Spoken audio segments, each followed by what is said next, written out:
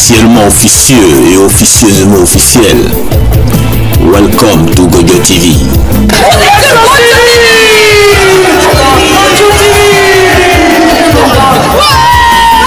C'est tout de moi, Gojo TV. Microphone politique. Qui a dit quoi?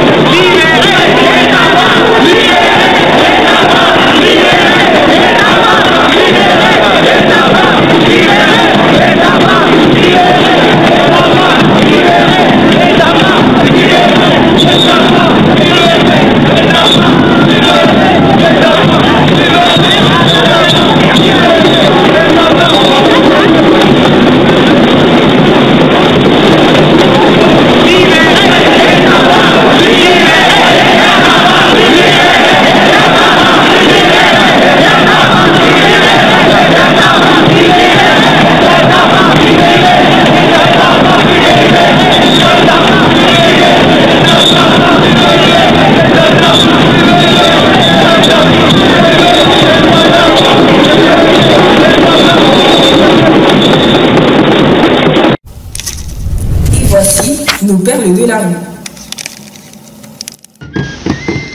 Ici, nous sommes à Cusco, au Pérou. Les images sont signées Marie Lareuse.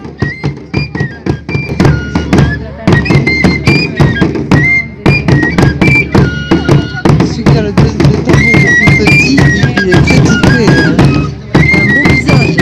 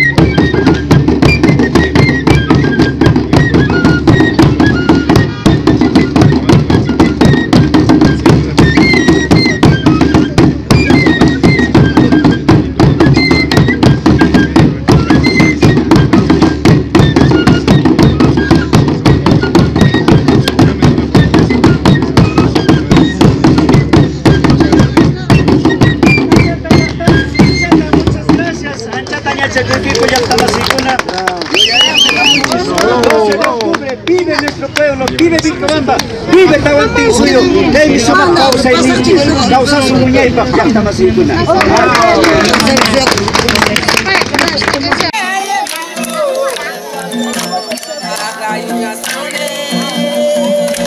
Là, nous sommes en Côte d'Ivoire avec les jeunes du village de Béoué 2. Ça, c'est un nom dans l'ouest de la Côte d'Ivoire.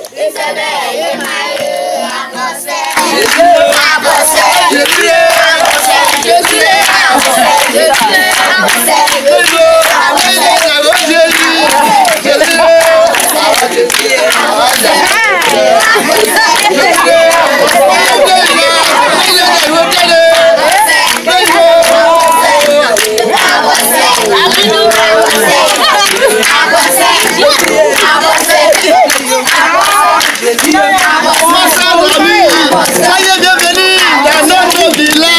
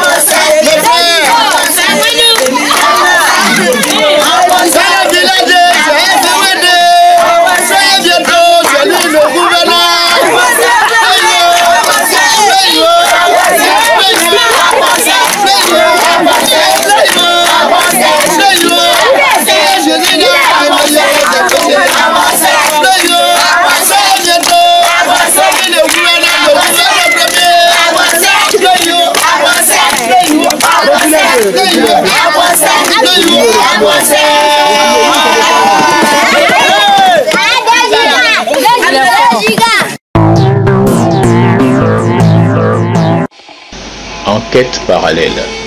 Aujourd'hui, nous sommes au Pérou, à Cusco, avec Mr. Atipak. Il est écrivain, il est artiste de rue. Et il est au micro de La Russe, Anne-Marie. Je vous laisse découvrir. Atipak, un lutteur international de nationalité péruvienne.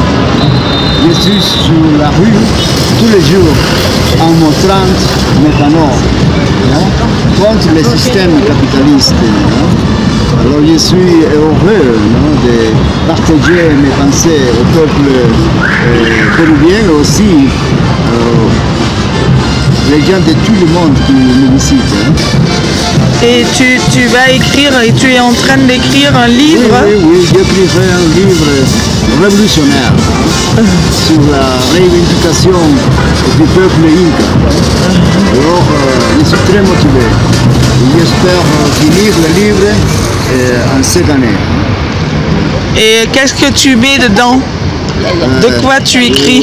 J'écrirai sur ma vie, sur ma lutte, sur beaucoup de choses vraiment, parce qu'il sera un livre de beaucoup de topiques. Et tu es d'origine de Cusco? Je suis de race inca, mais je suis né à Lima. Mais je me sens très heureux d'avoir les connaissances, la spiritualité du peuple inca. Alors, je continue ma lutte. Nous voulons libérer le peuple inca. Nous voulons gouverner le Pérou de nouveau. Oui, ça sera bien. Parce que les Incas, ils avaient beaucoup de force. Oui. Et d'ailleurs, le peuple... Nous sommes la majorité. Alors, je pense que notre libération est très près. Alors, je suis plein d'optimisme. J'espère aussi, parce que les Indiens, ils ont beaucoup de choses à apprendre aux Européens et aux Américains. Oui, nous pouvons partager notre sagesse. Nous ferons la vraie révolution mondiale féminine. Oui, du Pérou. La force féminine est très forte sur les Andes, sur l'Amérique du Sud. Alors, j'invite le peuple européen de connaître les Andes et aussi Machu Picchu, notre temple sacré. C'est le second Jérusalem. Oui, c'est Pachamama. Oui. Alors, visite-nous. Vous devrez connaître la spiritualité du peuple inca. Nous libérerons la terre avec notre philosophie de la Pachamama. Pachamama est la force féminine. Pachamama est la dieuse du peuple inca. Et tu penses que le capitalisme va se écrouler bientôt? Nous écraserons le système capitaliste. Le système capitaliste a perdu son enchant, son charme, son glamour. Alors les gens ne veulent pas rester dans le système capitaliste parce que c'est un système très corrompu. Oui, très corrompu qui détruit la nature, qui détruit la vie. Ah ouais. Alors nous devons construire un nouveau système égalitaire où les femmes et les hommes sont égales et où les animaux peuvent vivre en paix. Ouais, c'est très important. Ici à Cusco, on sent beaucoup la nature. Dès qu'on sort de la ville, la nature est puissante. Le Pérou est un pays formidable pour pratiquer les repas végans. Parce qu'il y a beaucoup de fruits, beaucoup de légumes. Ah ouais. À bon marché. On mange bien.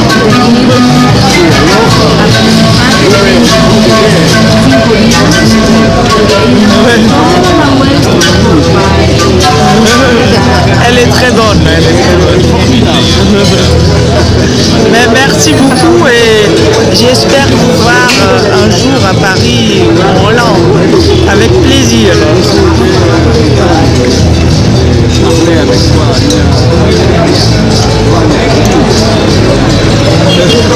Merci beaucoup Atipak.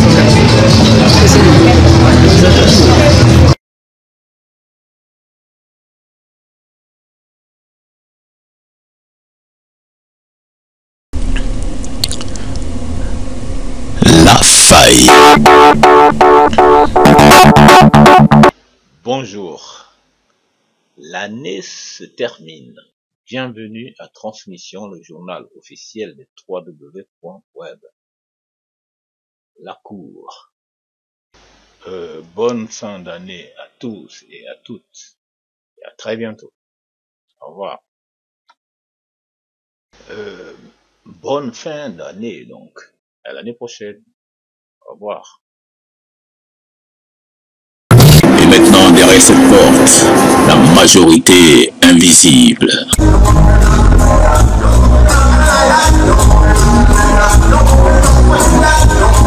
Bonjour, c'est Loana pour notre mini-festival reggae.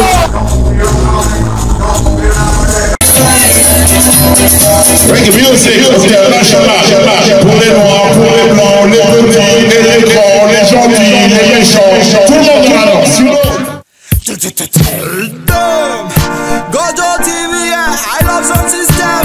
Shaka, come again, yeah. I dance at the top, yeah, me know. Chaud comme la lave, je suis sans concurrent, tu suis. Je ne suis pas d'ici, ni de Washington DC. Je suis ce que je suis, je ne prétends pas être Messi. On me demande où je vais ainsi, comment ma vie je réussis. Je la passe pas dans les bars, je passe souvent très tard. Je cours pas après la gloire, beaucoup se sont fait avoir. Plutôt sagesse qu'apologie du vice. Pas de baisse, n'y a pas de justice, non ce n'est pas un fait d'artifice.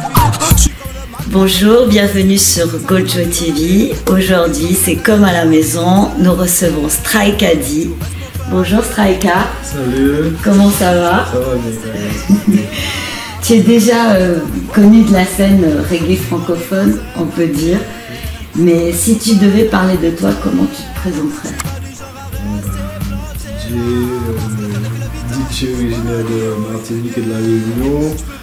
Ça fait déjà à peu près une vingtaine d'années que j'évolue dans le mouvement reggae. J'ai fait mes premières armes avec le groupe Metal Sound ainsi que King Calabash et Bam Black. Ensuite, au niveau de la discographie, j'ai déjà participé à de nombreux projets justement de la scène reggae francophone. Et quel est ton premier souvenir musical? Le premier souvenir musical? Je pense que on va dire un bon souvenir, quelque chose qui m'a marqué, c'était Pazzi Docci de Musical 8. Je pense que quand c'est sorti, j'étais tout petit et bon, c'est quelque chose qui est resté. Est-ce que tu peux nous parler de tes débuts dans la musique? Quels sont les événements marquants et les rencontres que tu as faites qui t'ont marqué? La musique, comme je dis, c'est depuis tout petit. J'ai toujours eu des vinyles à disposition. Il y avait les vinyles des parents, donc j'écoutais beaucoup de musique. Et ensuite, à l'âge de 10 ans, j'ai été animateur de radio. Donc, à l'âge de 10 ans. Ouais, donc je pense que ça m'a permis aussi d'évoluer dans le milieu musical aussi, d'aimer ça beaucoup plus jusqu'à prendre le mic et exprimer. Et quelles sont tes influences musicales? Qui c'est qui t'inspirait à l'époque? À l'époque, c'est bien sûr Boubou. J'ai commencé dans ma posture, c'était Boubou, Chaba. Il y avait les DJ locaux, comme il y a la scène locale créole, donc il y a tous les DJ comme MC Janik, le groupe Metal Sound, Super Levi, c'est des DJ qui m'ont influencé, en tout cas qui m'ont donné envie sur l'équipe à la fête musicale. C'est d'entendre toutes ces manières de s'exprimer, en tout cas, qui m'a donné envie de prendre le mic. C'est ce qui m'a influencé. Et aussi un passage, quand j'étais animateur radio, j'ai une émission de hip-hop. J'ai pu rencontrer MC Solar et Daddy Yod, les voir en live.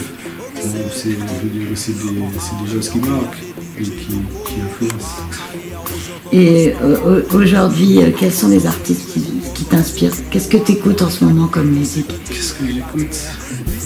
Avec mon fils, c'est plutôt des chansons pour lui, mais sinon j'essaie de lui faire découvrir des choses, donc j'écoute beaucoup d'autres choses. Particulièrement cette fois-ci, qu'est-ce que j'écoute? En fait, je suis fan d'Abyssinians. C'est plutôt roots. Ouais, plutôt roots. Et culturel aussi. Oui.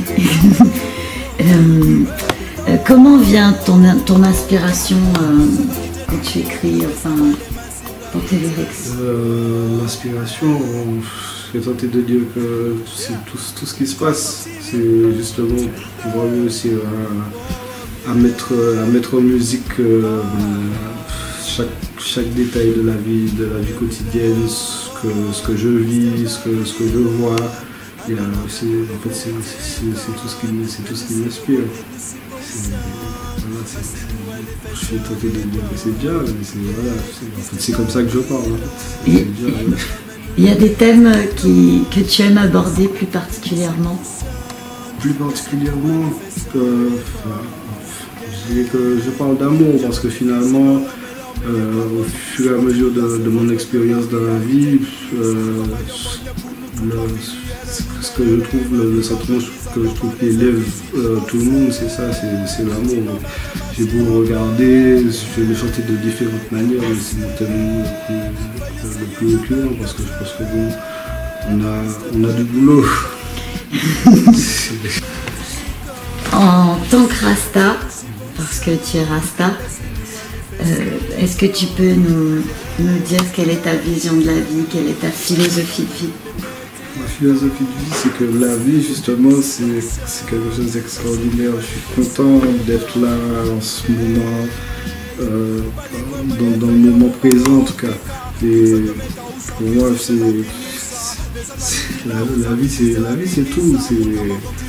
C'est la seule chose qu'on a sur laquelle on peut influer.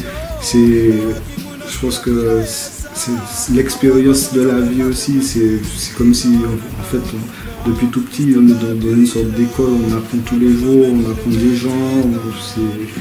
Pour moi, c'est pour ça que je dis que c'est un peu simpliste, c'est un peu merveilleux, mais même dans les tribulations, de trouver justement la force d'aller au-delà, ce challenge, tu vois, le challenge de tous les jours, je trouve que pour moi c'est extraordinaire. Donc voilà, la vie, ma vision de la vie, c'est d'essayer de la respecter, de la respecter avant tout et de la vivre.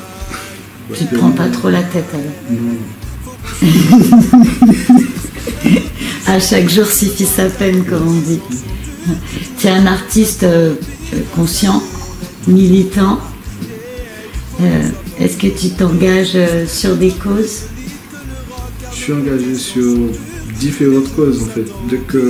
À partir du moment où c'est la justice, c'est tout. Moi en fait je suis révolté contre l'injustice. Donc on me voit souvent aller chanter pour des associations. Je pense que c'est quelque chose qui est tout à fait normal de pouvoir s'investir dans des choses. Après je m'investis sur d'autres choses dont je parle. Je pense que c'est dans la vie de tous les jours. Je ne suis pas là pour me vanter d'avoir fait ci ou d'avoir fait ça. Je pense que lorsqu'on fait quelque chose de bien, au contraire, il faut le faire d'une manière désintéressée en fait. C'est pour ça que je ne vais pas me dire, on va dire que je suis défenseur des causes perdues, mais il y a plein de choses dans le monde où on évolue qui me révoltent. Donc à partir du moment où il y a des gens qui se mettent en action pour justement défendre certaines valeurs. Si je peux donner un coup de main, donner de ma personne, il n'y a pas de souci. Et ça.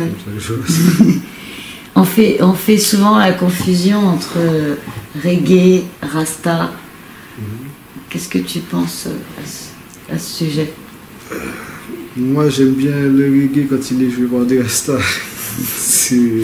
Voilà, c'est comme ça que je le vois, c'est comme ça que j'ai apprécié, c'est pour ça que je te parlais d'Abyssinian. Je suis quelqu'un de plutôt roots.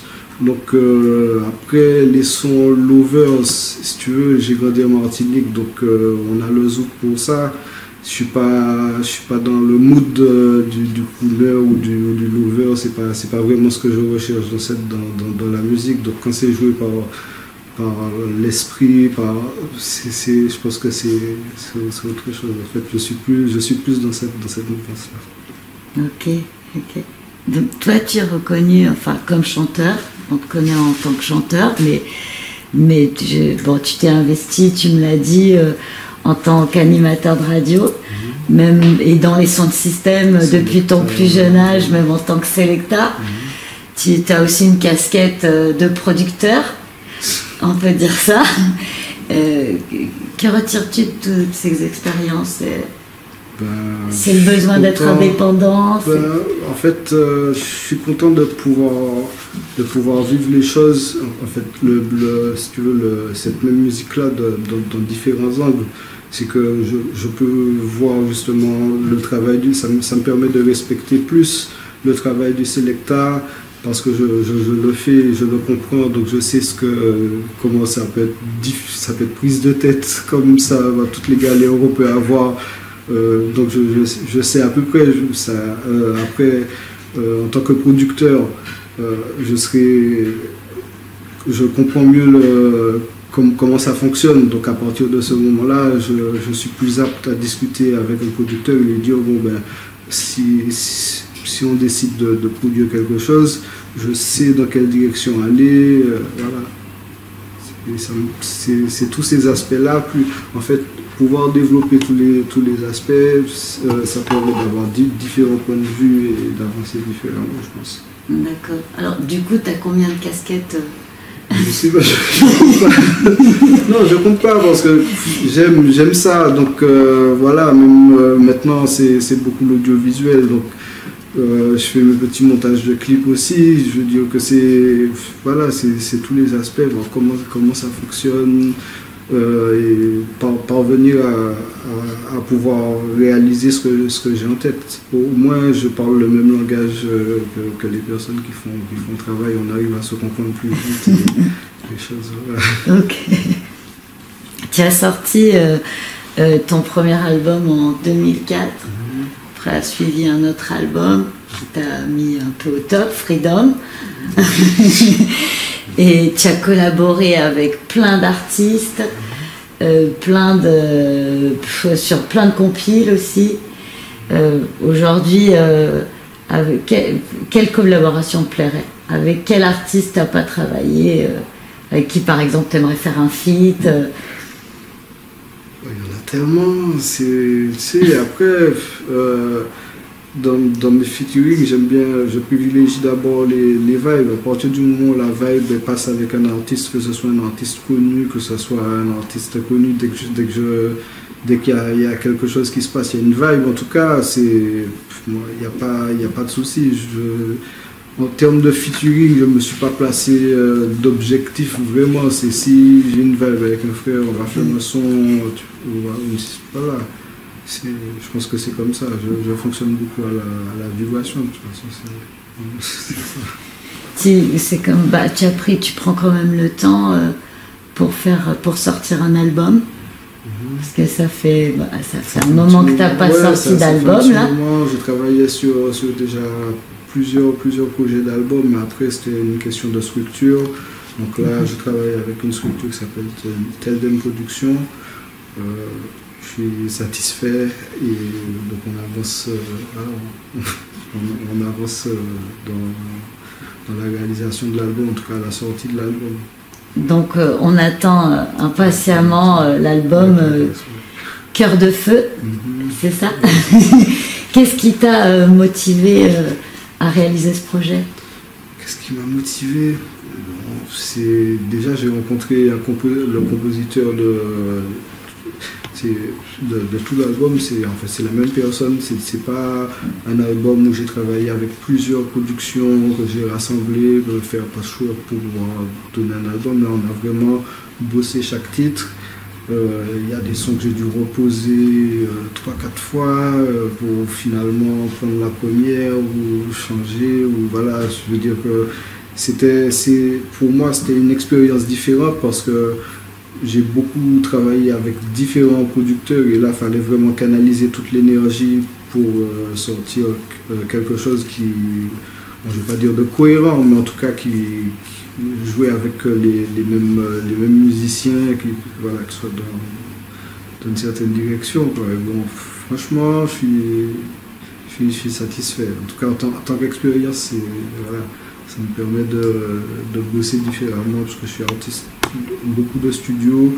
Il y a beaucoup de textes que j'écris dans la cabine, voilà, donc c'est vraiment une autre démarche et j'apprécie. Alors on a déjà découvert 2 titres, extraits de cet album. Nos rêves, c'est le premier titre qui est sorti, non? Que tu as sorti en single, c'est ça? Voilà.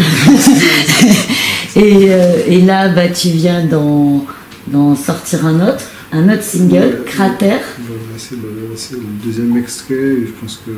Est-ce que tu peux nous parler de ces 2 titres, de leur contenu? Pourquoi tu as voulu commencer par ces 2-là? Nos rêves, c'est... Bon, le refrain, il dit on fait ce qu'on peut pour sortir la tête de l'eau, on fait le maximum pour pouvoir réaliser nos rêves. Je pense que c'est comme je parlais de la vie tout à l'heure, c'est un combat de tous les jours. Je pense quelque part, on n'est pas tous si différents que ça. On aspire tous à, justement, je viens pas en tant que rêveur ou quoi que ce soit, c'est pas ce que je viens défendre, mais je veux dire qu'on a des objectifs à atteindre, des objectifs qu'on se fixe. C'est surtout dans ce sens-là et qu'il faut réussir à trouver la force de pouvoir aller au bout au moins essayer. Voilà. D'accord. Quelle place a ce nouvel album dans ton parcours? Quelle place? Après, c'est un album qui est un petit peu, je veux dire, un peu plus intime. Donc, c'est un album qui est fait avec le cœur à 200-300%. Donc, il a une place super. Bon, je ne vais pas dire super importante, mais je suis vraiment content de ce travail-là. Tu as voulu faire dire quoi avec cet album? Qu'est-ce que j'ai voulu dire? J'ai voulu dire plein de choses. J'ai voulu communiquer avec tout le monde, leur dire je suis bien content d'être là, je suis bien content malgré tout ce qui peut se passer de bien ou de mal. Je suis bien content de toujours être là, de toujours avoir la possibilité de partager mon art. Voilà, en gros, c'est ça, et de différentes manières. Il y a différents thèmes que j'aborde. J'ai fait un son pour mon fils qui est né il n'y a pas si longtemps que ça. Je veux dire que voilà, c'est vraiment des choses qui me tenaient à cœur et c'est un peu pour ça que je l'ai appelé cœur de feu, parce que le cœur est tellement rempli d'amour en fait que finalement il faut délivrer cet amour. Yes, voilà, c'est ça, c'est plus dans cette optique-là, c'est une optique de partage. C'est ça avant tout. Quels sont tes rêves, Traïka, pour l'avenir? Comme je te dis, je suis pas... Mais je veux plus parler en termes de projet plutôt que de dire de rêve. Parce qu'après, les rêves en soi, c'est plus des rêves pour l'humanité entière, pour qu'on puisse arriver à se comprendre, s'entendre. Voilà, je sais que c'est pas quelque chose qui va se faire en un claquement de doigts. C'est pas, voilà. Donc, je vais parler de choses sur lesquelles je peux un minimum influer. C'est-à-dire les projets à venir, donc de pouvoir continuer à justement aller chanter, démarcher cet album-là auprès des gens et voilà, c'est déjà dans un premier temps pouvoir continuer à en réaliser d'autres, faire des clips de qualité pour que les massifs puissent apprécier et voilà, continuer à partager encore. D'accord, c'est ton message. Oui, mais là, la musique, tu sais, c'est quelque chose qui est, en tout cas moi, comme je l'aperçois, c'est quelque chose qui est important. Ça veut dire que je parle de vibration, donc quand j'entends un son, je me dis, sans même comprendre les paroles, je te dis, dans l'émotion même, tu dis, ah, c'est ce que la personne a voulu dire par là, même sans comprendre les paroles ou quoi que ce soit, c'est des émotions qu'on dégage, et après on choisit ce qu'on veut partager, si c'est quelque chose qu'on sait qui peut apaiser, si on veut s'en servir, je vais dire remède, en tout cas comme médicalement, tu vois. Je pense que la musique elle a un rôle important à jouer, même en termes de thérapie, donc c'est pour ça que je parlais de partage. Après c'est justement réussir à trouver la bonne vibration pour justement faire du bien aux gens. C'est faire du son juste pour faire du son, ça a déjà été fait. Je pense que, en tout cas en ce qui me concerne, je suis dans une autre démarche. Si j'arrive je vais pas dire à guérir, parce que je considère pas les gens comme malades, mais au moins à libérer, en tout cas à soulager, tu vois, au moins ça, si de par ma musique, de par ce partage-là, que voilà, je pense que moi, en tout cas, c'est ce que j'ai à offrir. Yes. Qu'est-ce qu'on pourrait offrir aux téléspectateurs? Petite thérapie musicale en a cappella. Qu'est-ce que tu auras envie de leur chanter là tout de suite?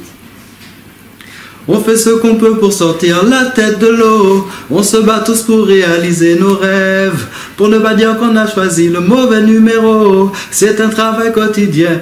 Wow, wow. Arrête de te prendre la tête, et même si ce n'est pas la fête, il faut continuer ta quête et traverser les tempêtes. Non, ce n'est pas le plus embêtant, parce que les bonnes choses prennent du temps, et le match n'a pas de mi-temps, et c'est le même sur tous les continents. Yes. Merci Striker, à bientôt. Merci à toi.